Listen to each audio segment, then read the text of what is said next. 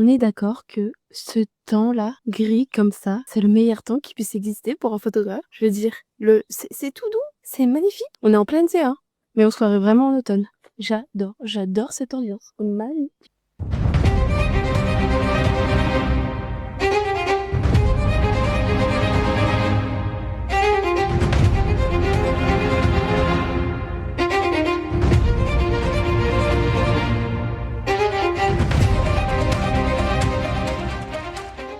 Aujourd'hui, on se retrouve pour un colis tant attendu de chez Garde Pro. Il s'agit de la caméra X60 Pro Max, de son panneau solaire et d'un support d'arbre. On va regarder ce qu'il y a dedans et je vais vous donner mes premières impressions. Allez, c'est parti, on ouvre ensemble. Tout d'abord, on découvre donc la caméra X60 Pro Max de chez Garde Pro. Elle est dans une boîte individuelle bien protégée. C'est la caméra évidemment sans carte SIM. Nous allons découvrir ce qu'il y a à l'intérieur. Une notice pour la batterie, une notice d'utilisation pour la caméra, une sangle de fixation, un câble USB et évidemment le plus important, la caméra avec son enseigne. Ensuite, nous avons le panneau solaire SP300, toujours de chez Garde Pro. Honnêtement, depuis que je suis passée aux caméras avec un panneau solaire, franchement, je peux plus m'en passer. Donc ça tombe bien. Regardons ensuite ce que contient la boîte du panneau solaire. Une notice d'utilisation pour le panneau solaire. Ensuite, nous avons le panneau solaire avec le câble et ici une fixation pour l'accrocher à un arbre. Enfin, le support d'arbre avec le pas de vis qui va avec la caméra mais qui va certainement me servir pour le panneau solaire. Alors, c'est en acier, donc ça m'a l'air plutôt robuste. Maintenant qu'on a vu ensemble ce que contenait le colis, je vais devoir mettre en marche la carte SIM, puisque j'ai reçu la version sans carte. Pour ça, j'ai opté pour un supplément de 5,99 € en complément de mon forfait téléphone, ce qui me donne un espace de stockage de 29 Go pour recevoir et sauvegarder les fichiers directement via l'application Garde Pro. Pendant que l'application Garde Pro s'installe depuis le Google Play pour Samsung ou l'Apple Store pour l'iPhone, je profite de ce temps pour insérer ma carte SD dans la caméra, mais ce n'était pas encore configuré pour pouvoir recevoir directement les vidéos ou photos sur mon téléphone. Voilà, l'application est maintenant installée et là, toute première chose à faire est de créer un compte en allant sur Login. Je me munis de mon adresse mail, je l'ajoute et je choisis aussi le pays. Comme je suis en France, je sélectionne évidemment France. J'accepte aussi les conditions pour passer à l'étape suivante. Vous allez ensuite recevoir un code de vérification sur votre boîte mail que vous devez ajouter pour continuer. Ensuite, choisissez votre mot de passe et pour des raisons évidentes, je ne vais pas vous montrer le mien et vous pourrez enfin vous connecter. Alors maintenant, je vais vous montrer comment activer la carte SIM. Je vais d'abord régler la caméra sur français et formater la carte. Pourquoi ? Parce que ça permet à la caméra de la reconnaître correctement et d'éviter tout problème pour enregistrer vos photos et vidéos. Il y a aussi, avant tout, une étape super importante et ça, je ne le savais pas avant de le découvrir. En fait, pour être sûr que la carte SIM fonctionne sur la caméra, il faut la mettre d'abord sur votre téléphone et désactiver le code PIN fourni à sa réception. Sinon, la caméra ne pourra pas détecter de signal. Puis, je me rends de nouveau dans les menus et j'active cellulaire. Vous allez ensuite voir le petit icône chercher apparaître et il changera dès que la caméra aura détecté le réseau mobile. Ce n'est pas encore terminé. Après, il faut retourner dans les menus puis aller dans code d'activation. Ensuite, ouvrez votre application Garde Pro, allez dans caméra cellulaire et choisissez votre numéro de série. L'application propose un petit guide qui explique toutes les étapes. Je vais le passer rapidement et scanner le QR code avec mon téléphone. Une fois que c'est fait, on clique sur continuer l'activation. La connexion peut prendre quelques minutes, donc soyez patient. En rouge, cela indique qu'il n'y a pas de connexion et en vert, lorsque tout est prêt, on se retrouve donc pour accrocher notre fameuse caméra. Sachez avant toute chose que vous pouvez bénéficier de moins 15% chez Garde Pro. Alors si vous voulez une caméra fiable, surtout n'hésitez pas, je vous mettrai le code de réduction dans la description. J'accroche désormais la caméra à l'arbre. J'ai pris le temps d'y mettre la sangle, même si je trouve qu'elle est un peu courte par rapport à certains autres modèles. Et pour être honnête avec vous, je fais aussi attention en la fixant parce qu'il y a un nid de frelons juste au-dessus de ma tête. Autant dire qu'au moindre faux mouvement ou à la moindre vibration, je risquais de me faire attaquer.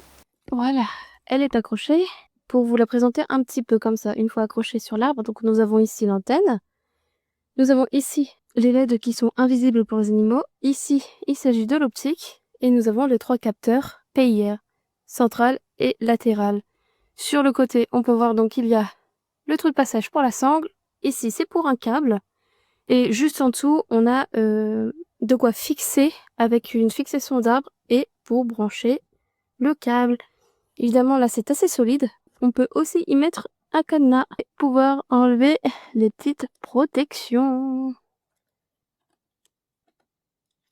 Et voilà.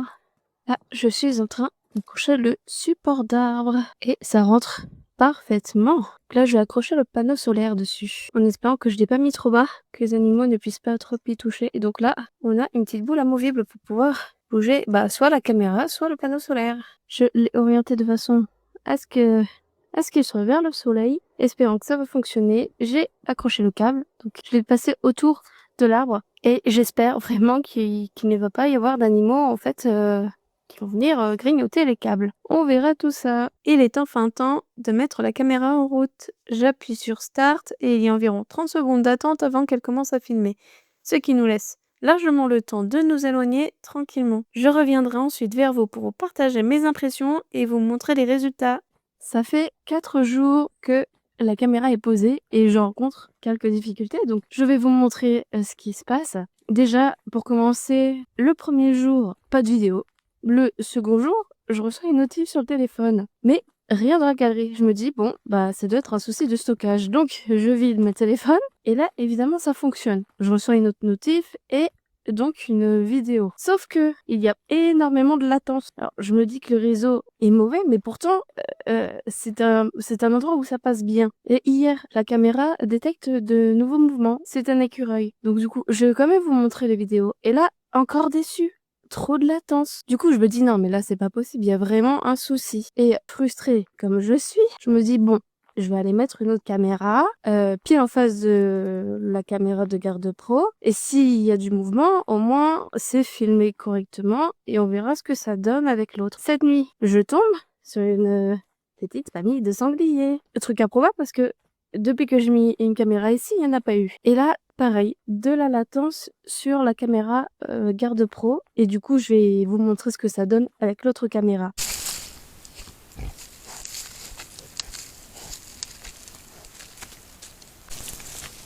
Voilà ce qu'a filmé l'autre caméra. Elle a enregistré environ 4 ou 5 vidéos et on peut clairement voir que les sangliers sont assez nombreux. On peut observer que les marcassins avancent tranquillement, en groupe, sans se presser. Et c'est seulement au moment où les derniers marcassins passent que la caméra garde pro se déclenche. On remarque bien le déclenchement grâce aux LED qui s'illuminent.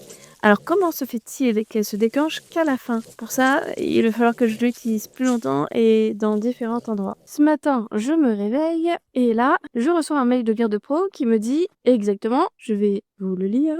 En raison de récentes mises à jour des opérations réseau locaux, le module 4G de votre caméra cellulaire Garde Pro peut rencontrer des problèmes de comptabilité pouvant l'empêcher de se connecter au réseau. Les appareils suivants nécessitent une mise à jour du module 4G, dont la caméra que j'ai. Je me dis, ah, donc c'est ça le problème. Alors, je vais chercher la caméra. C'est parti, on s'aventure dans la forêt pour aller chercher la caméra. Donc, je vous rappelle, c'est là exactement là qu'il y a eu des petits sangliers cette nuit. Et espérons que je ne les croise pas. Évidemment, la rivière est toujours sec. Il n'y a pas d'eau. Et pourtant, il fait moche. Ça fait quelques jours qu'il ne fait que pleuvoir, mais il n'y a toujours pas d'eau. La caméra est là. Et l'autre juste en face. D'ailleurs, comme il fait moche depuis quelques jours, le panneau solaire, en fait, il fonctionne pas vraiment. Le soleil ne tape pas dessus. Donc, je vais en profiter pour charger la batterie de la caméra à la maison. J'ai récupéré la caméra, le panneau solaire et j'ai téléchargé les vidéos de l'autre caméra et je suis très étonnée, vraiment très étonnée de voir que elle a filmé une lait avec au total 12 ou 13 petits, je sais plus. Donc j'ai eu 4 vidéos au total, tandis que avec la garde pro, j'en ai eu qu'une. Donc est-ce que c'est à cause de ce souci de latence, est-ce que c'est ce souci de réseau? Eh bien, on va voir ça. On va suivre les instructions de Garde Pro. Dans ça, il faut aller dans Info cellulaire. Et donc d'après eux, si les premiers caractères de adaptateur sont EG815 U et se termine par 211, une mise à jour est nécessaire. On va vérifier ça. Ah oui, adaptateur, ça commence bien par EG915 et ça finit bien par 200. Ouais. Et stop. Je pensais qu'il fallait une mise à jour, mais en fait, pas du tout. Comme vous l'avez compris, la version est bien la bonne, donc aucun besoin de mise à jour. J'ai réalisé donc que mon problème ne venait pas de là. J'ai alors testé la caméra avec un autre téléphone que le mien, et bonne surprise, aucune latence. Donc je crois qu'il est temps que je change de téléphone. En attendant, je vais être obligée d'aller chercher la caméra de temps en temps pour récupérer les vidéos et la connecter à l'ordinateur. Et oui, parce que j'ai une super bonne nouvelle. Les vidéos en interne sont hyper fluides et je vous montre donc les premiers résultats. Le 18 août à 21h, il y a cette petite vidéo d'oiseau. Alors impossible pour moi de savoir quelle espèce il s'agit, surtout que la caméra était déjà passée en main nuit, donc les couleurs ne ressortent pas vraiment. Donc, si vous avez une idée, n'hésitez pas à me le dire dans l'espace commentaire. En tout cas, on dirait qu'il fouille sous les feuilles pour trouver à manger. Franchement, pas mal comme petite découverte.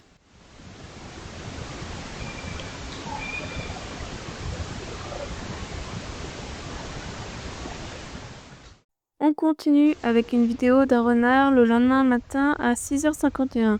Franchement, je me sens chanceuse d'avoir pu récupérer cette séquence parce que j'avais bien reçu la notification sur mon téléphone, mais comme je n'avais plus de place dans ma galerie, il n'y avait rien d'enregistré. Je pense qu'il s'agit d'un des jeunes que je surveille en ce moment et dont je vous raconterai l'histoire dans une prochaine vidéo, mais aussi dans mon futur livre. On le voit donc revenir avec des proies dans la gueule et visiblement il hésite, il ne sait pas trop par où passer. Le même jour, à 14h36 puis à 16h20, on voit passer un écureuil, sûrement le même individu. Et je dois bien avouer que ça fait vraiment longtemps que j'en avais pas vu sur mes caméras. Et pour finir, une dernière vidéo où on voit passer des marcassins le 21 août à 3h49.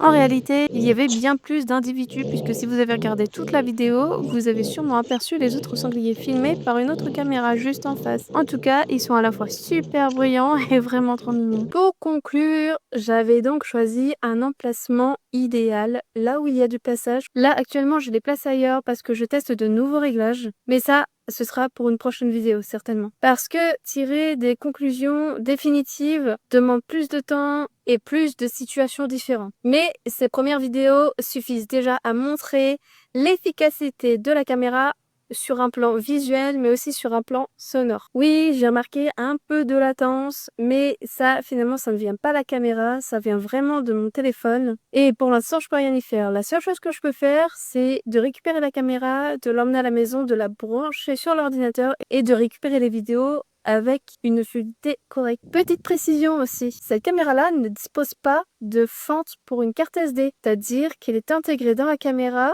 une mémoire interne de 32 Go. Ça, c'est pas mal. Aussi, j'avais mis la résolution vidéo au maximum, puis avec ce souci de latence, je pensais vraiment que c'était à cause de ça, donc du coup je l'avais baissé et en vérifiant deux prises de vue, j'ai remarqué qu'il n'y avait pas une énorme différence entre les deux, donc je l'ai quand même remonter au maximum. Comme je le disais, là où cette caméra m'a vraiment bluffé, c'est vraiment en termes de qualité d'image. C'est précis, c'est net. Et honnêtement, quand je la compare avec les autres caméras que j'ai déjà, franchement, elles sont un cran en dessous.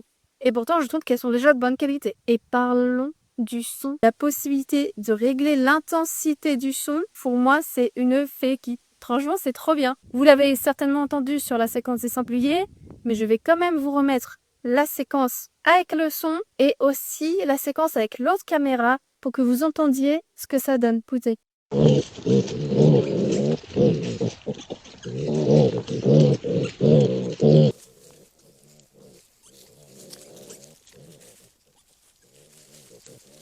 C'est vraiment pas mal. Vraiment. Enfin, c'est vraiment top même. Alors oui, il reste quelques points à tester. Comme les capteurs par exemple, qui j'ai l'impression ont du mal à réagir au passage des animaux. Donc ça, c'est vraiment un point à vérifier. Pour le panneau solaire, alors je n'ai pas pu le tester dans sa globalité puisque le temps était vraiment très mauvais ces derniers quelques jours. Donc forcément, ça n'a pas chargé. Par contre, j'ai quand même eu un petit souci avec la batterie. Il y a un soir où elle était à 72%. Le lendemain, je me rends compte que la caméra était en ligne. Donc je me dis, oula, soit on me l'a volée, soit il y a vraiment un souci. Donc j'ai été voir sur place et j'ai remarqué donc que la batterie était baissée à 40%. Il y a eu donc un souci pendant la nuit et je suis sûre qu'elle n'a pas filmé en continu. Et quand j'ai été la voir le matin, il y a l'écran qui n'arrêtait pas de clignoter. Je l'ai éteint, je l'ai rallumé, ça ne fonctionnait pas. Je débranché le panneau solaire et là ça fonctionnait. J'ai rebranché le panneau solaire. On va voir ce que ça va donner dans les prochains jours. Et enfin, un mot quand même pour le support d'arbre. À savoir que je l'ai accroché sur 2 troncs différents et que je n'ai eu aucune difficulté à l'accrocher. Je m'attendais pas du tout à ça. Je m'attendais vraiment à avoir du mal à enfoncer le support d'arbre dans le bois et finalement, il n'y a eu aucun souci pour ça. C'est vraiment super facile.